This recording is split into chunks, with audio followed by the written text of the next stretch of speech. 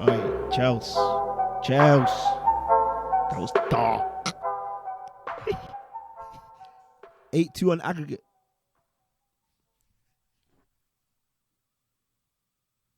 8-2 on aggregate, you know. 8-2. Like, I'd love to run the joke at 8-2 be you, but it's really us. It's really us. If you don't laugh, you'll cry, you know. Serious. Hey, we might be in the mud. Could be dark, man. I'll be honest with you, yeah, I'm not getting angry because last week I was disappointed. When we shipped 5 goals, I was disappointed. And I'd even tuned off at 3-2. I'd even put the game down. Came back and saw it was 5-2. So I was actually flabbergasted. I didn't even expect it. Did you get it? Because I'd had enough. I switched off the game. I said, nah, I can't watch no more of this diabolical performance. Only to find out we lost 5-2. Come back to the bridge. Yay. I was saying to myself, a remontada is possible. I'm even trying to get my stream working, you know. Trying to get my live game working. I see 7 minutes. Google's telling me 1-0. Yay, bah. It's dark. Another 10, 15 minutes go by. 2-0. Yee. Then I'm really tuned in for the rest of the game. I'm seeing the third goal.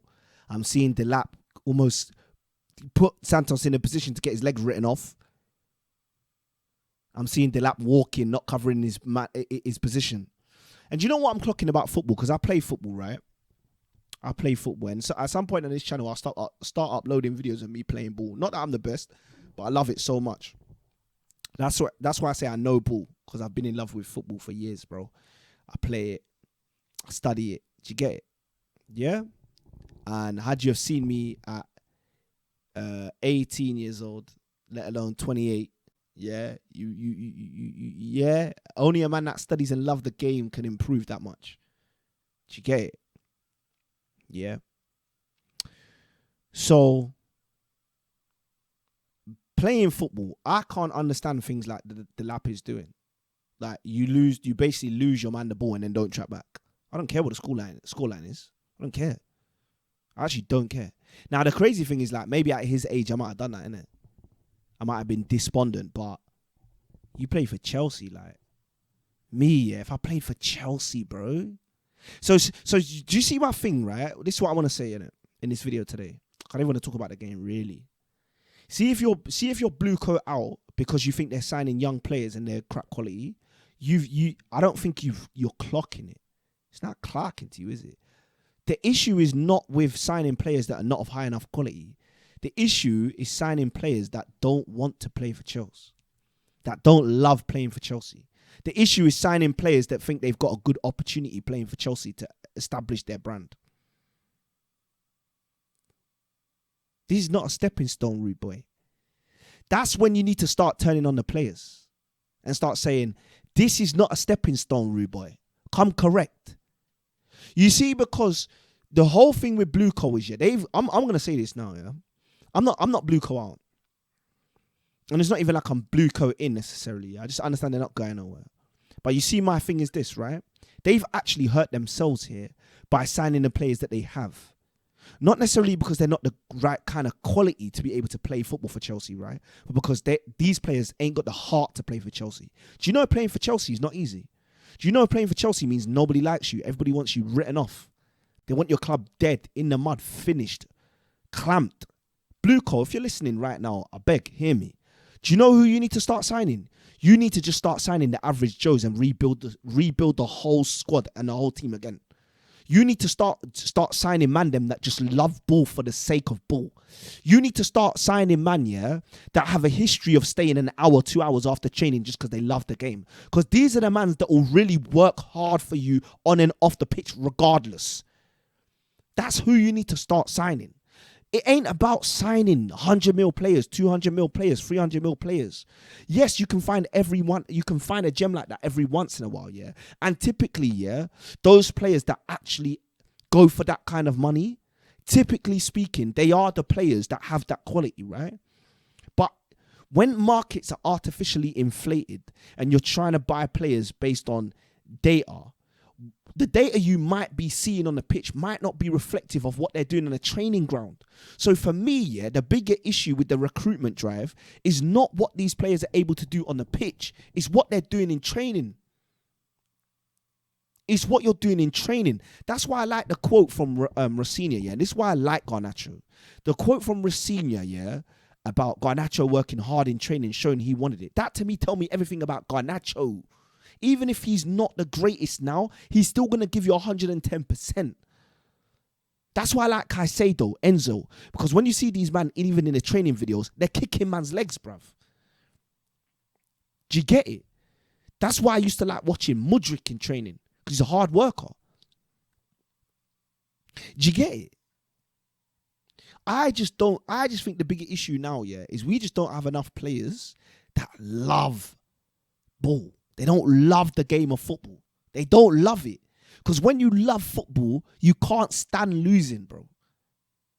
And I don't see enough players in that Chelsea team that hate losing. They don't like losing. They don't want to lose, but they don't hate it. Do you know to be a winner, you have to despise losing, bro. You have to not want to lose as much as you want to win. Because sometimes you can want to win, yeah, but wanting to win don't necessarily mean you're going to do something about it.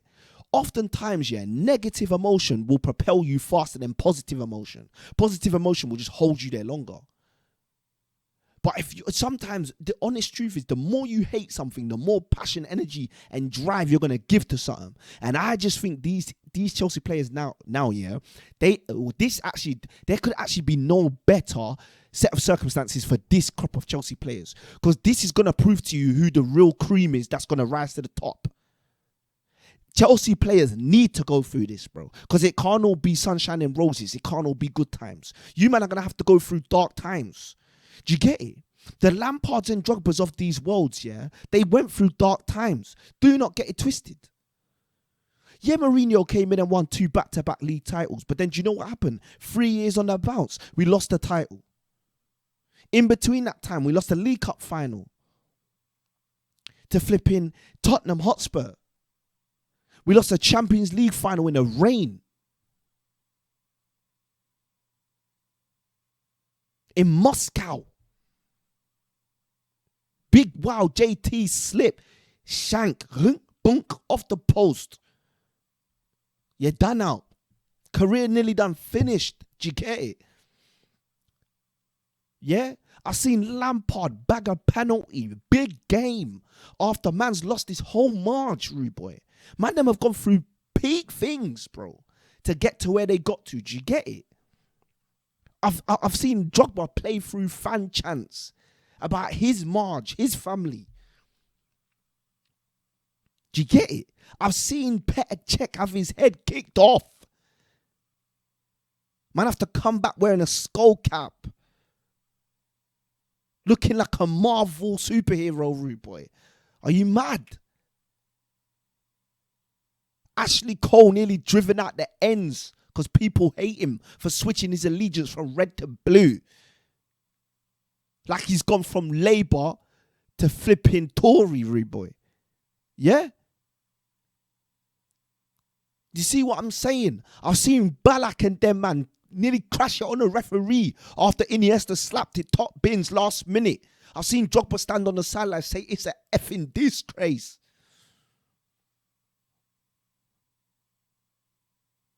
I've seen Torres, bro.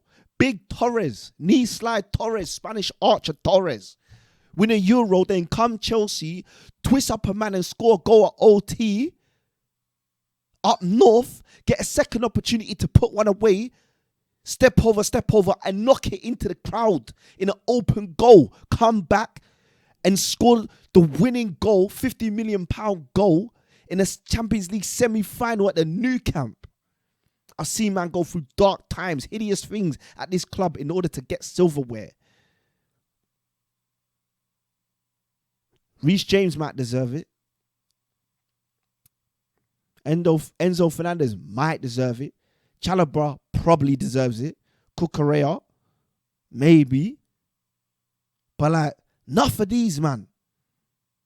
Fofana, what have you done to deserve this shot, bro? Real talk. Delap. What have you done to deserve the opportunity to walk around on a pitch wearing a Chelsea shirt? Are you okay? Even Neto, I crash on this guy, but to be fair, he works hard, bro. But why? Why are you not the one dragging these men on the pitch, bro? You're a senior. From now, yeah, I want to see Enzo, Caicedo. You see, actually, yeah, this has to be good for the club because it's adversity that proves who are the leaders. It's adversity that proves who's going to rise to the top.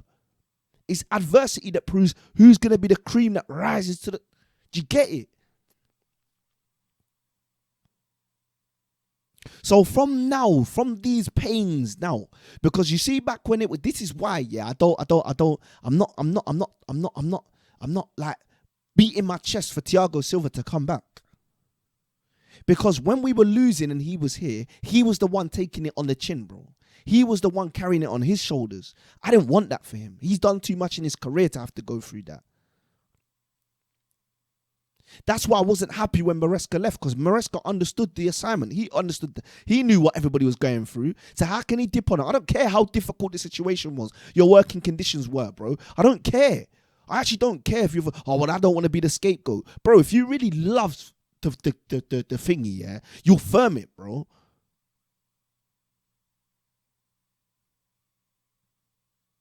One season bucked 2 trophies, and then you go and leave all the boys that you're supposed to be looking after in the lurch car. You don't get on with the leaders.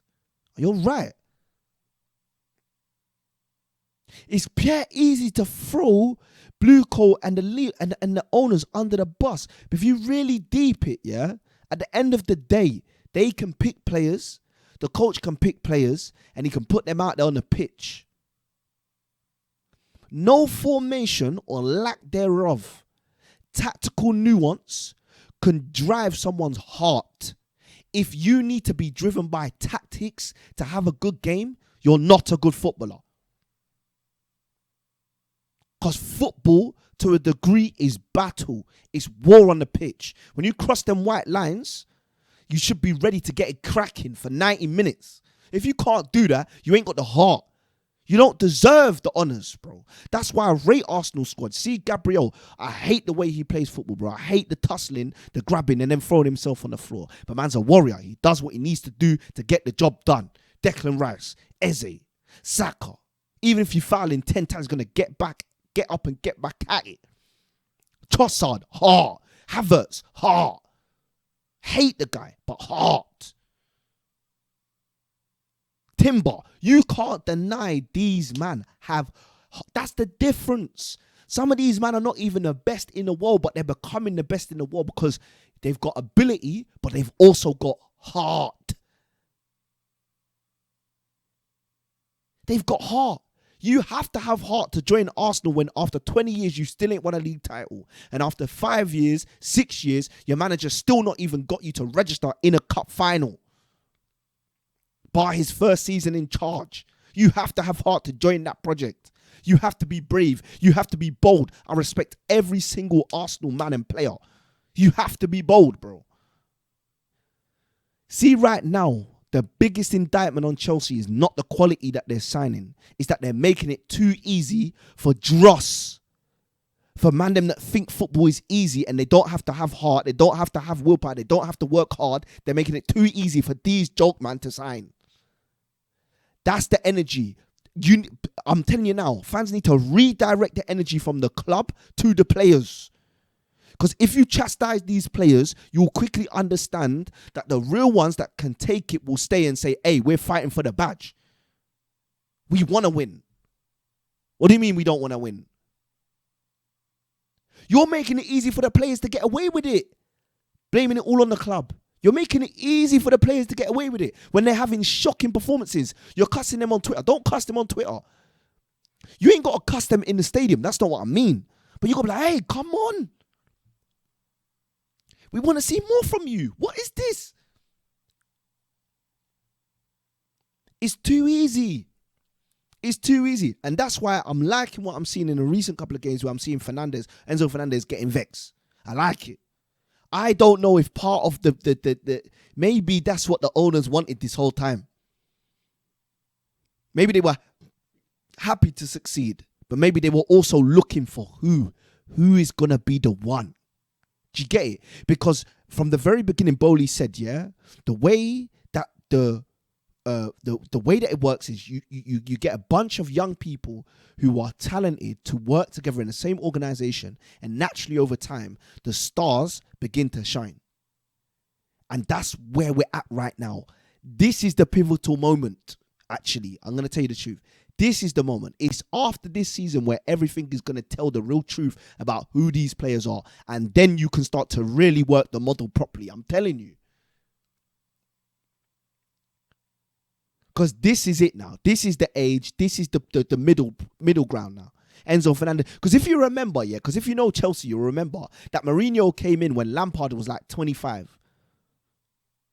Drogba was like, 26. JT was like 25, maybe older. In fact, Lampard might have been older. He might have been like 27, 28. I'm pretty sure he was like 25, 26, around that age, right? And I remember the interview where Lampard basically said, Mourinho came in and basically said, you are the best in the world, but I want you to prove it. And I think everybody needs to know you're the best in the world. So we're going to make sure that happens. Now, this is when you need, and this is why I was saying, I don't want Rosenior sacked because I believe in Rosenior. I think he's actually a good manager. However, the only way I'm going to be comfortable with the sacking is if you end up bringing in somebody like De Zerbi. Somebody that is crazy, he's a winner through and through. And I'm only saying that, right, because I know Bali has held De Zerbi in high regard. So you want somebody who's got a bit of a project manager mentality, because you want somebody who wants to be there for a number of years, doesn't just want to rip up everything, because you need somebody to be able to work with the club. But you also want somebody who's got the minerals, tactical ability, and also that sense of like, yo, I don't know how to explain it, man. And I'm not saying Rosenior's not it, but I'm just saying, now it's time. Now it's now or never. Now it's now or never to start getting things right. Past 4 seasons you can write off. I know people are upset about it, but you can write off. You've won 2 trophies in that time. You've established that you've got some seriously good players now who understand what it's like to play in the Premier League for a number of years. They understand what it's like to have a taste of Europe. Your Enzos, your Caicedos. You got João Pedro in now, who's top quality. You got Palmer, okay. You've got Levi Colwill. You've got Cucurella. Now you build. Because you can't just build from the off. You look at Arsenal. 6 years it took to get here. 6 years it took to get to this point where you can say, they look like a dominant team. They look like dominant teams of old. 6 years it took. And by the way, that took Arteta also saying stuff like Saka needs to learn what it takes to play 3 games a week. But remember, they finished 8th 2 seasons in a row. So it's not that I'm advocating for patience linked with madness, but I'm advocating for this is what patience, this is what the project was built for, to get us to this point now. This is the precipice where now, if you really go and do something about it, and I'm not saying you have to go and add 5, 6, 7, 8 elite players. You don't have to do that, because also doing that only means you're going to be having to rebuild the squad in terms of chemistry again anyway. And we've seen squad like this before, where you have 6, 7, 8 elite players in a team, but they don't play like a team. They play like a team of individuals. We've seen that before. That's not what we should be after. What you need to add is certain people with the drive, certain people with the guts, with the courage, that want to keep showing up, that are not throwing their arms up after 30 minutes saying, why did you pass it in that direction?